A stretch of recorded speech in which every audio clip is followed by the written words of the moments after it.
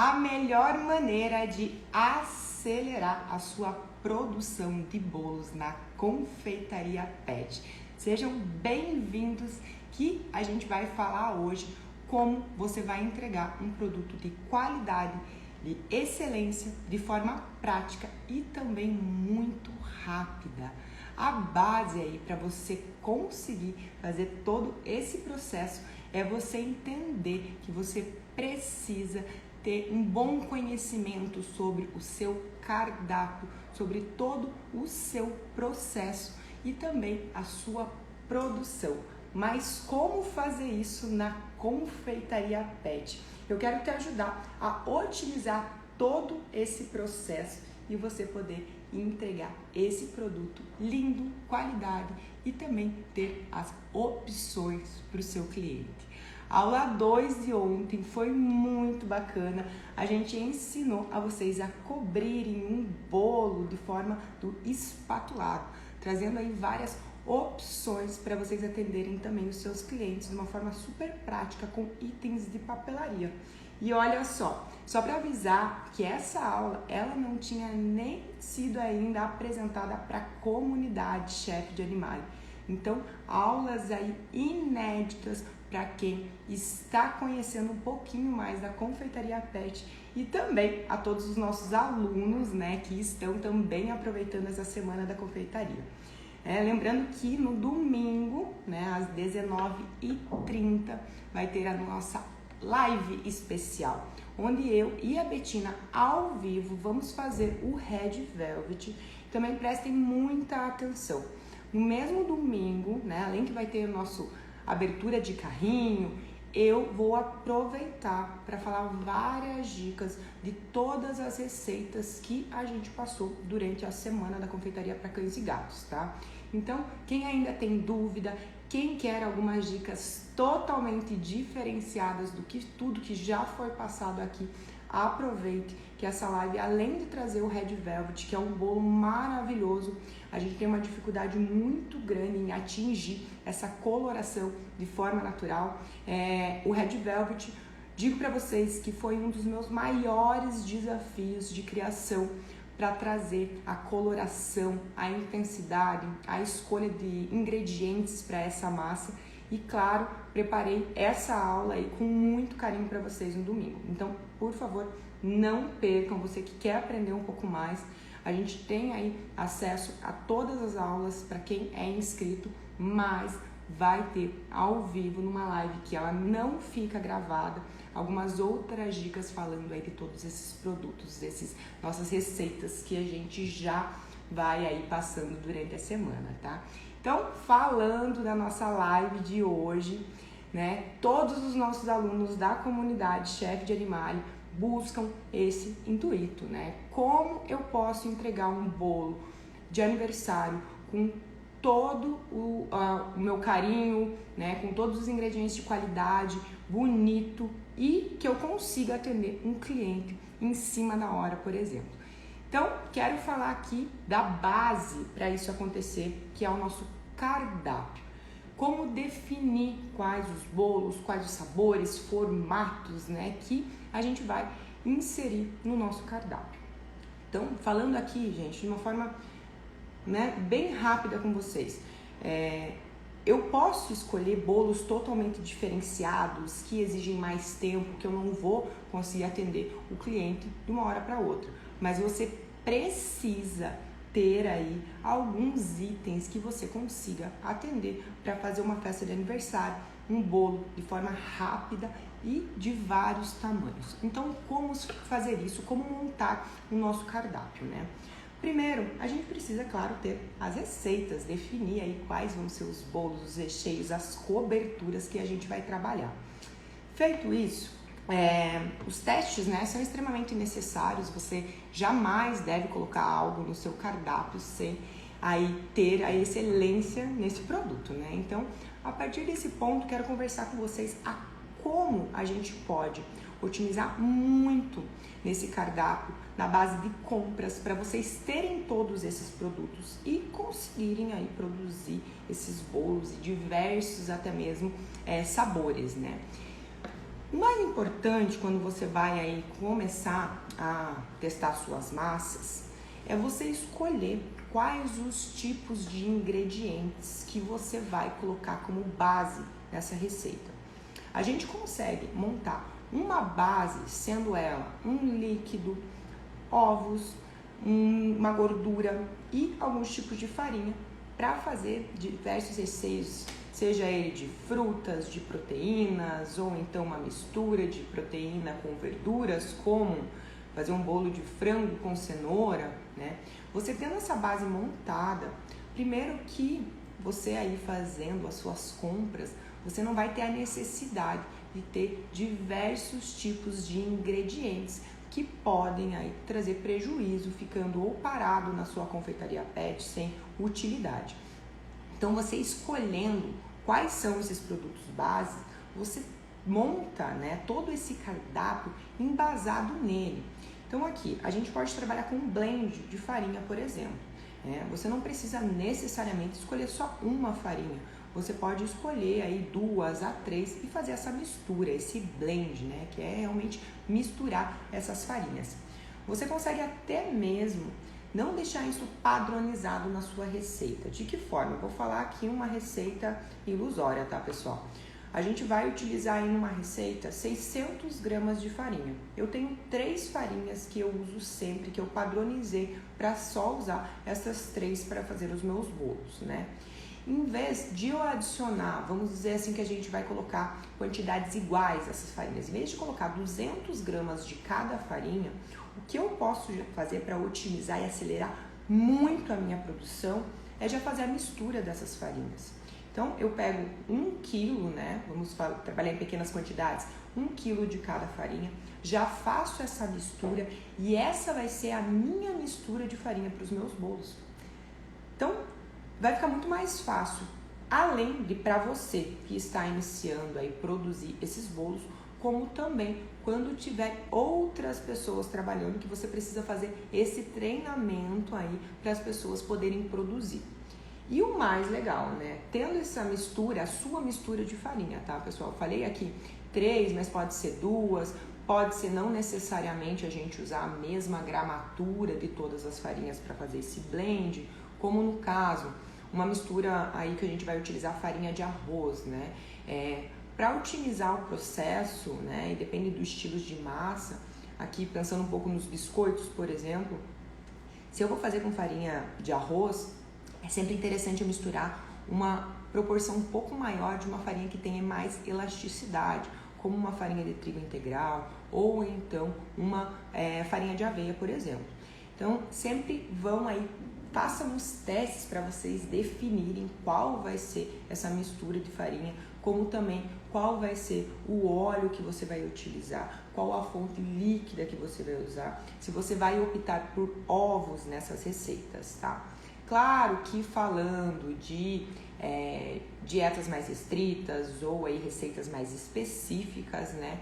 Você precisa de um tempo maior para produzir, porque muitas vezes não é interessante você já ter esse produto, a pronta entrega ali para oferecer de forma rápida para o seu cliente.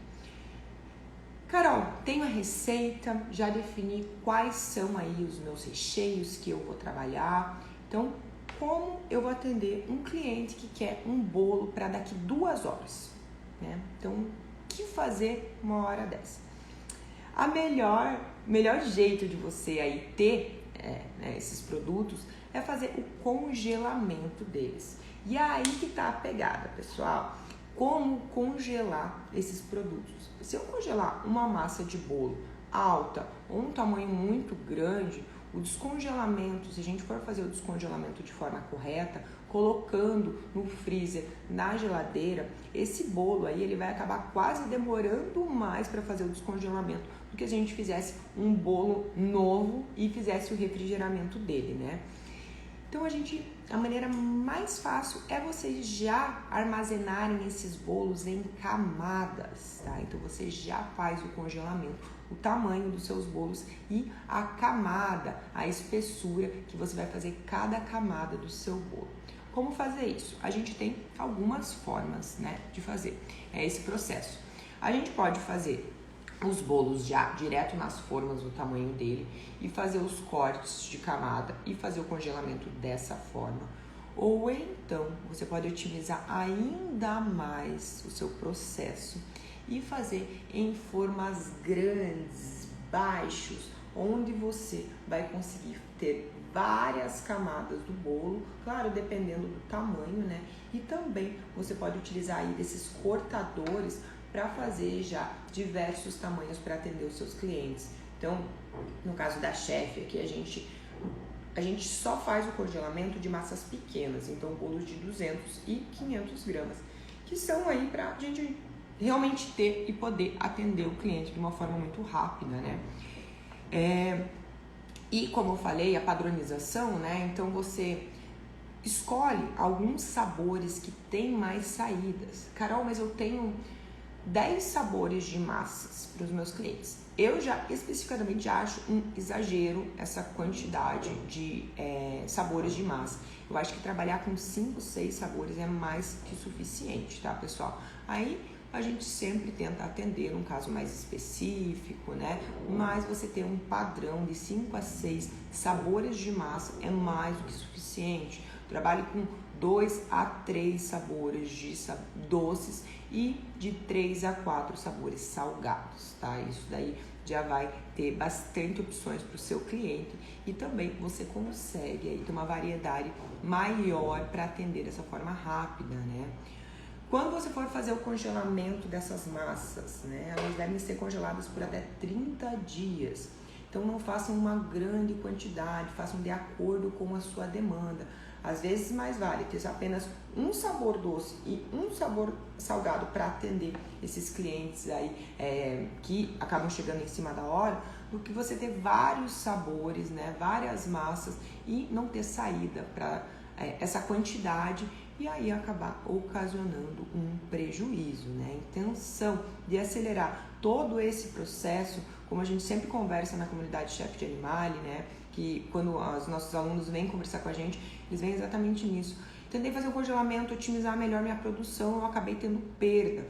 Então, assim, otimizar a produção é você acelerar na medida aí que você consiga ter demanda, né? Não adianta, aí eu vou aproveitar que eu tô com tempo, vou fazer uma grande quantidade, mas eu não vou ter cliente para vender. Então acaba ficando aí no prejuízo, ou então, né, se acaba passando desses 30 dias, a massa ela acaba aí já não necessariamente não sendo apto para o consumo, mas ela acaba aí já perdendo um pouco a coloração, ela não fica tão macia.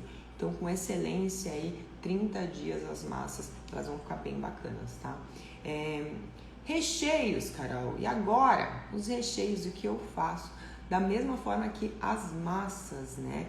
Trabalhem com recheios que vocês também possam fazer o congelamento. Como tubérculos no geral, a abóbora também para fazer o congelamento, ela é ótima. E da mesma forma, tenham aí, por exemplo, eu vou fazer de batata doce e abóbora, eu vou ter o congelamento desses dois recheios que também podem ser usados para cobertura, certo? Deixem uma quantidade para fazer os bolos de acordo com o tamanho que você vai. Então eu tenho bolos de 200 gramas, eu tenho bolos de 500 gramas, já deixem porcionado a quantidade para cada bolo. E da mesma forma, trabalhem com pequenas quantidades no início, tá? Para não fazer uma grande quantidade aí e acabar tendo a perda. Utilizem dos recheios também como cobertura, principalmente nesses casos aí de pedidos em cima da hora.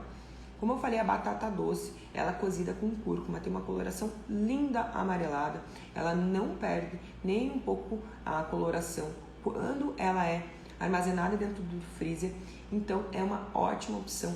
Além da batata ficar super consistente, a batata doce mesmo cozida em água, tá? Ela fica bem estável, ótima de trabalhar, ótimo para recheio. Se você quiser fazer uma cobertura na hora e essa batata, quando você amassou, quando você processou, ela já estava bem sequinha, você pode adicionar um pouquinho de iogurte para ficar melhor de fazer a bicagem desse bolo. Então, esse processo de você ter esses produtos congelados vai acelerar muito, muito a sua produção. além de já aproveitar essa dica que eu estou dando de fazer o congelamento em camadas, para quando você tiver vários bolos e não tiver aí formas suficientes, tá, pessoal? Usem formas grandes e façam os cortes dos bolos. Tenham cortadores, são muito mais baratos que formas de bolo e eles atendem aí, além, né, para bolos, para os biscoitos, para fazer algumas tortas, a gente consegue também com um cortador de inox de qualidade, tampar com papel manteiga a parte de baixo e fazer até mesmo como se fosse uma forma aí, e assar produtos no forno, tá? Então, aí também tô falando uma maneira aí de você diminuir o seu custo na questão dos utensílios e poder ter várias formas, vários tamanhos, de uma forma, de um jeitinho super práticozinho ali e que vai te atender. Você compra cortadores em kits, né? Então, por exemplo, os cortadores redondos ou quadrados, você vai comprar de 5 até 10 unidades, eu já vi. Então, de vários tamanhos, né? Isso vai te auxiliar e você vai ter um utensílio que você consiga atender qualquer tamanho e qualquer forma dos seus bolos, tá? Então, aí outras dicas para poder organizar aí a sua confeitaria pet. Carol, mas se eu fizer um bolo grande e fizer os cortes, eu vou ter um desperdício, porque existem aparas do bolo, certo? Depende. Você pode também usar essas aparas aí para fazer outros petiscos da confeitaria pet.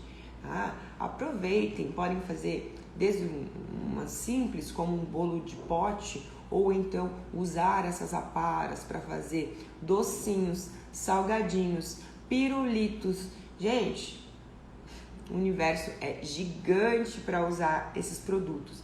Então, eu estou falando especificamente de bolos hoje, mas eu não posso deixar de falar isso para vocês.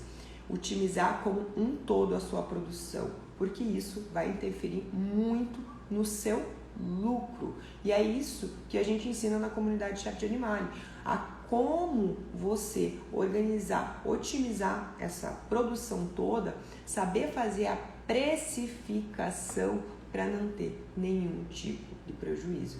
A gente está aqui para trazer qualidade de vida para os pets, mas a partir que isso se torna um negócio, a gente precisa estar ciente de todos os custos e que cada item descartado acaba sendo um prejuízo, né? Ou então aí uma falta de lucro, tá, pessoal? Então, aproveitem essas aparas aí para poder fazer outros petiscos. Outro detalhe importantíssimo para você conseguir atender de forma rápida o seu cliente. Não adianta você pensar em todo o produto e você esquecer como você vai entregar esse bolo de aniversário para o seu cliente, para o tutor, né? Você precisa ter a embalagem certa nesse momento para poder produzir e já entregar para o seu cliente. Então, eu até postei esses dias nos stories como funciona dentro da Chef de Animale esse processo da produção dos bolos, né? A partir do momento que a gente já produz os bolos. Então, a partir do momento que a gente tem essa massa, esse recheio, a cobertura, todos prontos, a gente chega na Chef em um local e começa a produzir, a gente não precisa mais sair do lugar, porque todos os itens que eu preciso, de embalagem, etiqueta, tesoura, fita, vela, bexiga, enfim, todos os itens que vão compor aquele bolo, eles estão na minha frente, eles vão seguindo um fluxo. E isso parece uma coisa meio lógica ou até meio boba, né, de se falar, mas é onde eu vejo que a maioria dos nossos alunos acabam tendo uma dificuldade. Se preparam toda a parte de compras, cardápio, se preocupam com testes, com os produtos, né? E quando chega na embalagem, né, as pessoas acabam aí pensando, como eu vou entregar? Fiz todo o bolo, vou entregar ele apenas numa base de bolo? Então, é importante você já ter, né, essas embalagens para otimizar ainda mais embalagens montadas, tá? Etiquetas de uma forma prática de você retirar. Então, etiquetas que você usa todos os dias, tá? Não vale a pena ela ficar guardada embaixo de alguma coisa, dentro de uma pasta, onde você vai ter que retirar a coisa por cima, tirar a pasta, movimentar a pasta, tirar a etiqueta, entende? Então, assim, são coisas simples e é exatamente isso que a gente mostra na comunidade Chef de Animale. Como fazer todo esse processo, que às vezes parece tão simples, mas acaba não sendo. Então, você imaginar exatamente tudo o que vai acontecer até chegar na mão do tutor e até o seu cliente estar consumindo aquele bolo é o tiro certo, tá, pessoal? Então, se você está começando nesse mundo da confeitaria pet, eu só tenho a dizer para você que esse mundo é maravilhoso, gente. Trabalhar com pets e com tutores que estejam aí na mesma onda que você, de querer trazer a qualidade de vida, de proporcionar um produto de qualidade para o seu pet, você ter a segurança, você ter esse aprendizado de dizer o que pode, o que não pode, saber conversar com o seu tutor, passar toda essa tua experiência para o tutor, é muito gratificante, né? Na comunidade Chef de Animale a gente tem pessoas de diversas áreas que vieram para esse mundo da confeitaria pet e não tem o que dizer, né, pessoal? As pessoas ficam muito mais felizes aí trabalhando com o que gostam. Eu, que sou uma apaixonada por animais de estimação e gastronomia, com certeza esse mundo para mim é um encanto. E a gente vai aí apresentar o Red Velvet no domingo, tá?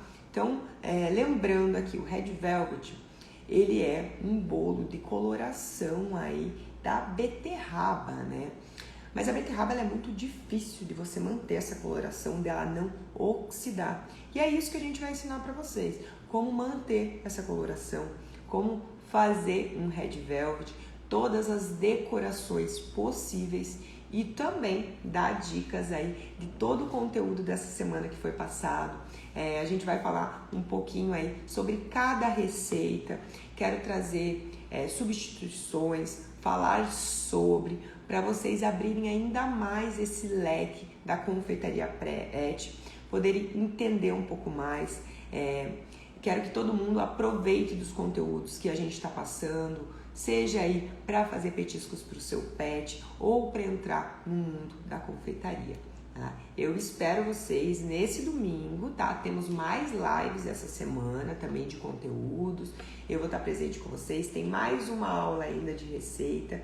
Então, agradecer todo mundo que está participando e como vocês sabem, né? Qualquer dúvida que vocês tiverem é só chamar a gente. Quem não tem ainda o WhatsApp aqui da nossa comunidade, só chamar aqui no direct que a gente encaminha para vocês para tirar qualquer dúvida, tá bom? Muito, muito obrigada pela companhia. Tenha uma ótima quarta-feira. Um beijo grande para vocês e vai ficar gravado aqui para vocês, para quem quiser assistir de novo essa live, tá bom, queridos? Beijo, beijo, beijo. Não percam que essa semana ainda tem coxinha para vocês. Tchau, tchau.